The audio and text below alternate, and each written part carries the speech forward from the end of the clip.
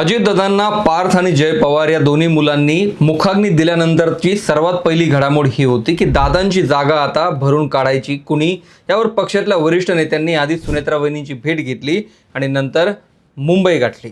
या नेत्यांमध्ये छगन भुजबळ, सुनील तटकरे, प्रफुल्ल पटेल आणि धनंजय मुंडे हे 4 जण होते। हा तोच दिवस होता ज्या दिवशी दादांनंतर काय याची चर्चाही ऐकण्याची चाहत्यांमध्ये हिंमत नव्हती आणि अख्खा महाराष्ट्र शोकात बुडालेला होता। पण असं म्हणतात, राजकारण कोणासाठी थांबत नसतं। दादांच्या जागे पर्याय निवडणं हे अटळ होतं आणि त्याची चर्चा शरद पवारांना काही कल्पना देण्याच्या आधीच सुरू झाली होती। दादांनंतर पवार कुटुंबात शरद पवार हेच वडीलधारकीचा सल्ला देऊ शकतात आणि त्यांचा सल्ला घेऊनच पुढचा निर्णय घेतला जाईल असं सगळ्यांना अपेक्षित असताना सुनेत्रा पवारांशी चर्चा केल्यानंतर हे 4 नेते दुसऱ्याच दिवशी वर्षा बंगल्यावर मुख्यमंत्री देवेंद्र फडणवीसांची चर्चा करायला पोहोचले। तिथूनच शिक्कामोर्तब व्हायला लागलं की दादांच्या जागेवर दुसरा किंवा तिसरा पर्याय शोधला जाणार नाही, तर स्वतः सुनेत्रा पवार याच दादांच्या उत्तराधिकारी असतील। जेव्हा बारामतीत दादांचा राग सावरण्याचा विधी सुरू होता, त्याच वेळी इकडे मुंबईत सुनेत्रा पवारांच्या नावावर शिक्कामोर्तब कसं झालं आणि पवारांसह जयंत पाटलांचाही अंदाज कसा चुकला, त्याची स्टोरी मी तुम्हाला या व्हिडिओत सांगणार आहे। नमस्कार, मी विशाल, तुम्ही पाहताय story.com। दोन्ही राष्ट्रवादीने एकत्र यायचं आणि एकत्र काम करायचं याची कल्पना दादांनी महापालिका निवडणुका झाल्यानंतर राष्ट्रवादीची जी पहिली प्री कॅबिनेट मीटिंग झाली होती त्यातच दिली होती। याशिवाय पुणे आणि पिंपरीत एकत्र लढल्याने तर दोन्ही पवार एकत्र येत आहेत यावर शिक्कामोर्तबही झालं होतं। पण दादांच्या अचानक जाण्यानंतर या सगळ्या प्रक्रियेला ब्रेक लागला आणि ही चर्चा पुढे कुणी आणि कशी न्यायची यावर प्रश्न तयार झाला। एक साधारण अंदाज असा होता की दादांच्या जाण्यानंतर पवारांची चर्चा होईल आणि दोन्ही राष्ट्रवादी एकत्र येऊन निर्णय घेतील, कारण अजितदादांकडे असलेलं अर्थ खातं सांभाळण्यासाठी पक्षालाही जयंत पाटलांसारख्या नेत्याची गरज आहे आणि पक्षावर पकड ठेवण्यासाठीही सुप्रिया सुळेंसारख्या नेत्याची दिल्लीत गरज लागेल। या सगळ्या पवार कुटुंबावर प्रेम करणाऱ्या सामान्य चाहत्यांच्या अपेक्षा होत्या, पण पडद्यामागे वेगळीच समीकरणं शिजत होती। दादांना अखेरचा निरोप दिल्यानंतर बारामतीत लगेच छगन भुजबळ, सुनील तटकरे, प्रफुल्ल पटेल आणि धनंजय मुंडे या नेत्यांनी सहयोग सोसायटीतल्या दादांच्या निवासस्थानी सुनेत्रा वहिनींची भेट घेतली आणि हे सगळं सांभाळण्यासाठी तुम्हालाच मनाची तयारी करावी लागेल अशी विनंती केली। हा तोच दिवस होता जेव्हा विद्या प्रतिष्ठानच्या प्रांगणात दादांवर अंत्यसंस्कार झाले होते। दुपारच्या वेळी झालेल्या या चर्चेत वरिष्ठ नेत्यांनी सांगितलं की दादांनी हा पक्ष अत्यंत कठीण काळात सांभाळलाय आणि ते एकटे पडलेले असतानाही कुठेही ते डगमगले नव्हते।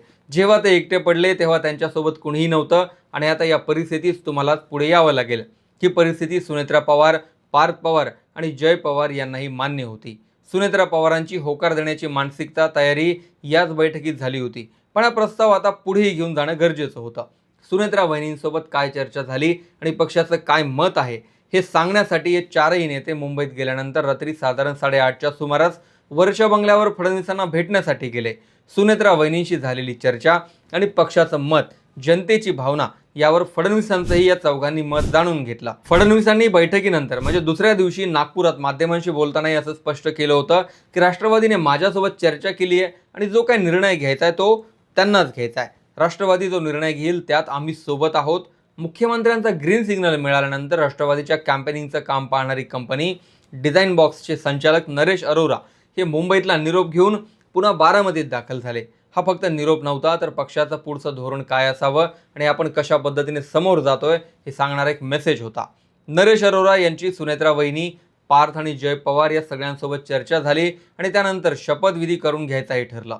सायंकाळच्या वेळेलाच बातमी समोर आली की सुनेत्रा पवार यांचा शपथविधी होतोय। रात्री 11च्या सुमारास तर सुनेत्रा पवार या जय पवार यांच्यासह मुंबईला रवाना झाल्या। त्यांच्या ताफ्यात नरेश अरोरा यांची गाडी होती। फक्त 24 तासातच ठरलं होतं की अजितदादांचा उत्तराधिकारी कोण असेल। इकडे शरद पवार आणि जयंत पाटील या दोघांनाही हे अपेक्षित नव्हतं। सुनेत्रा पवार या मुंबईला शपथविधीसाठी गेल्या आहेत हे समजल्यानंतर नाराज झालेल्या शरद पवारांनी पत्रकार परिषद घेतली आणि शपथविधीविषयी आपल्याला कोणतीही कल्पना नसल्याचं स्पष्ट केलं।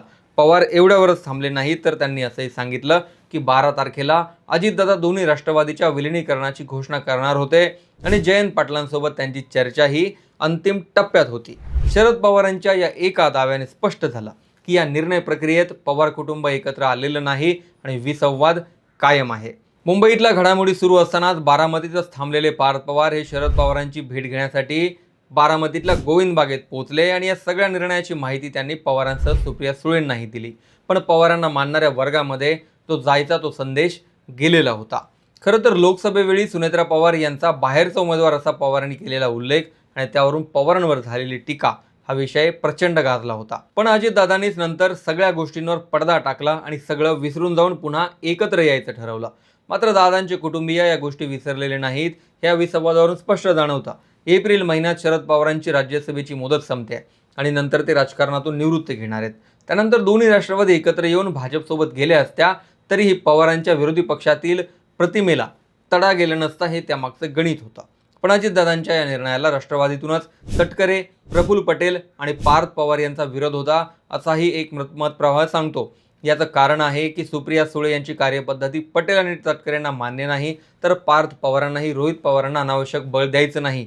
अजितदादा याच सगळ्या गोष्टींवर मार्ग काढत होते आणि आतापर्यंत ज्या ज्या बैठका झाल्या त्यात जयंत पाटलांपासून ते सुप्रिया सुळेंपर्यंत वेगवेगळ्या नेत्यांची भूमिका काय असावी यावर चर्चा सुरू होती. पण कदाचित नियतीला ते मान्य नव्हतं आणि ऐनवेळी दुसराच निर्णय घेण्याची वेळ आली. विलिनीकरणावर दादांच्या राष्ट्रवादीतले नेते सध्या असं सांगतायत की उपमुख्यमंत्री पदावर वहिनी विराजमान झाल्यानंतर जो काय निर्णय आहे तो पवार कुटुंबाला एकत्र बसून घ्यायचा आहे. पण सध्या दादांची सूत्र योग्य व्यक्तीच्या हातात देणं याला प्राधान्य होतं. तर पवारांच्या राष्ट्रवादीचे आमदार म्हणतायत की आधी विलिनीकरण व्हायला हवं होतं, कारण त्याची चर्चा सुरू होती. शपथविधीला आठवडाभर विलंब झाला असता तरीही ते चालण्यासारखं होतं. मात्र त्याआधी सुनेत्रा वहिनी पक्षाच्या गटनेत्याही निवडल्या गेल्या.